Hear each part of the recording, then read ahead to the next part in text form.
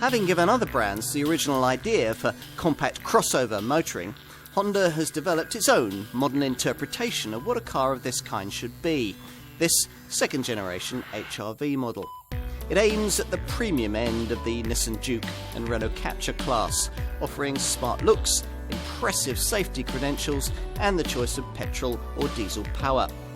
Buyers also get a brilliantly practical interior thanks to so-called magic seat ingenuity and a slightly larger body shape than is the norm in this sector. If you're shopping in this segment and you're prepared to stretch your budget a little, we think you'd probably like one. Right from the off, you have a feeling that this might be one of the better compact crossovers to punt along. This is helped a little by the fact that you don't get an especially lofty driving position, even though Honda insists that your eye line in an HR-V is 100mm higher up than it would be in a Civic or a Jazz.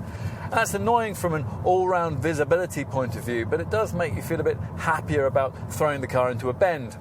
Now, if you do that, you'll find a surprisingly high degree of traction on offer, even though this car doesn't have the traction-enhancing Agile Handling Assist system that the brand fits to its other compact models. Inevitably, there is more body roll than you would get in an ordinary hatchback, but it's decently controlled and predictable.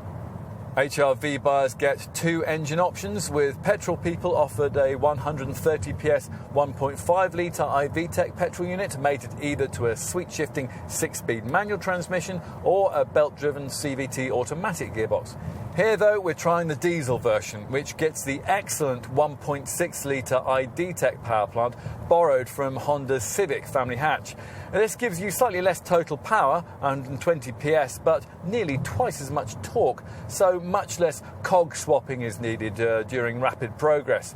The diesel unit's also impressively clean and frugal, managing 74.3 miles per gallon on the combined cycle and 104 grams per kilometre of CO2. Honda clearly wants this second-generation HR-V to have more universal appeal than its slightly quirkier predecessor. The idea this time around being to reach a wider cross-section of buyers. If you like the idea of a small crossover model but find a Nissan Juke too willfully outlandish, a Peugeot 2008 rather bland and a Jeep Renegade rather ugly, then perhaps this could be your car. The so-called coupe-like SUV looks are stylish enough to stand out without making a statement that's likely to offend anyone. Time to take a seat inside. Now, thanks to plenty of adjustment for both seat and wheel, it's easy to get comfortable here. And once you are, the designers claim that you'll be positioned about 100mm higher than you would be in an ordinary comparably priced family hatch. It's certainly very nice in this top leather-trimmed version, but even on cheaper variants, soft-touch surfaces and accented with brushed chrome highlights and piano black finishing and subtle stitching lines do their best to provide a premium feel. Time to take a seat in the rear, where you'll find that this HR-V is one of the most spacious models in the compact crossover segment. What really marks this HR-V apart from its contemporaries, though, is the packaging brilliance of its so-called magic seat system, made possible by this Honda's centre-mounted fuel tank layout. This liberates the floor of the cabin and allows all kinds of interior permutations. Let's take just one of them, the Magic Seat Tall mode, where the front of the rear seat base rises up and can be locked vertically in position to leave a cargo height of 1,240mm from floor to ceiling. That allows the object in question to be placed behind the front seats. It's perfect for tall, fragile items, perhaps a bulky item of electrical equipment, or maybe a small potted tree you've bought from the garden centre.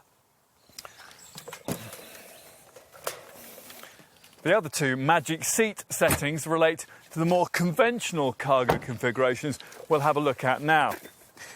Raise the rear hatch and you'll note the wide cargo opening and low loading lip that pave the way towards a spacious 470-litre boot. But let's say you need more room and you want to push forward the 60-40 split folding rear seats to, for example, store something like a bicycle. That's when you move into the Magic Seat System's utility mode. And the first thing you notice with that is the ease of the folding process. Here, you've only to release a simple lever mechanism and push forward from the rear. And watch as the backrest and seat base retract together into the rear footwell in one quick, fluid motion. Now, if you're not using the front passenger seat, there's the option to recline it as part of the Magic Seat System's long mode. With that done, items as long as 2,445 millimetres can be accommodated. There are so many compact crossover models now on sale that you wonder whether any fresh arrival in this segment really can offer anything different. Refreshingly, this HR-V does. It's a touch more spacious than other cars in this class. With superior practicality you really can make the most of, thanks to the brilliantly flexible Magic Seat System that offers MPV-style interior flexibility. Alongside sophisticated design and class-leading safety, this setup aims to justify premium pricing, and if for you it does, then there's plenty else to like about this Honda. Essentially, this second-generation HR-V is everything its predecessor should have been. Attractive, refined and efficient too, courtesy of the diesel engine option the Mark I model ought to have had but never got. That car was very much about style over substance. Here, in contrast, we've a much more complete product, and one that should continue to appeal even if fresher and more fashionable competitors come along. Honda won't import enough for it to become a mainstream choice, but then this was never going to be a high-volume model. It will instead appeal to those in search of the cleverest and classiest car of this kind. For these people, this car will, in Honda's own words, be precisely, pleasingly perfect.